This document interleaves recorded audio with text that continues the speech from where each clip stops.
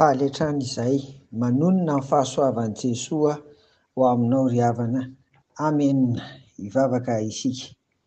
Endre ny hafalianay Tompo, afaka namakivaky ity herinandro madiva hifarana ity, ary dia ny faneraseranay taminao sy ny faneraseranay tamin'ny hafa ihany koa.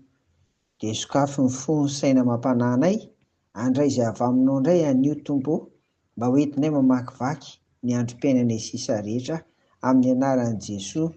Amen.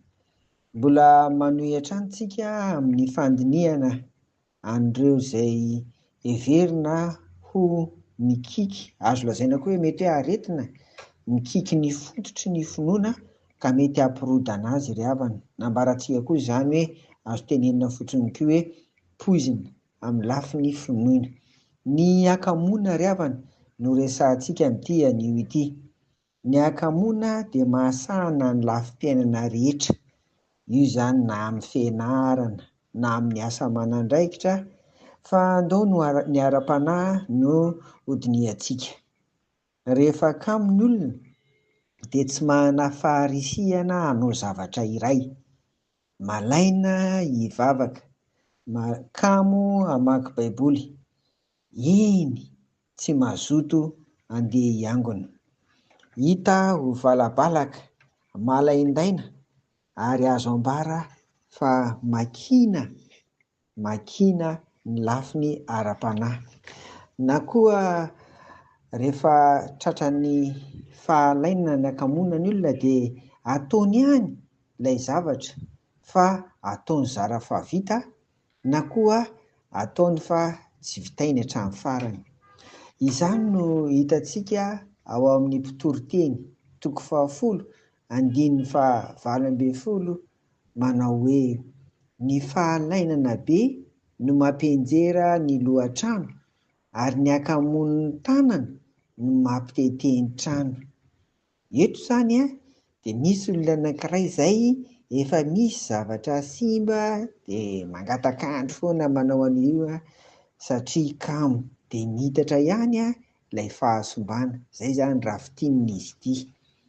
Ireto no mandray anjara amin'ny akamoana amin'ny maha-olombelona antsika. Reto telo reto no heverina hifototra ry havana, dia izay no ambara. Voalohany ao amin'ny fo, tsy ampy fitiavana an'i Jesoa satria izay fivavahanay ihany resahantsika, fa mahasahana ny lafim-piainana rehetra io. Tsy ampy fitiavana an'i Jesoa dia kamo mivavaka, tsy vita amin'ny mamaky baiboly isan'andro, ary dia malaina mankaty am-piangonana. Faharoa, ao amin'ny saina, tsy manana faharisihana hanompo an'Andriamanitra. Ny olona koa anefa rehefa tsy manana ny antsoina hoe motivation, na koa antony manosika azy hanao zavatra iray, dia kamo izy. Manjavozavo ao aminy ny antony iarahana miaina amin'ny Tompo. Tsy mazava aminy amin'ny resaka mahasarobidy ny fivavahana, izay hanomanana ny amin'ny ho avy dia ny fiainana mandrakizay izany.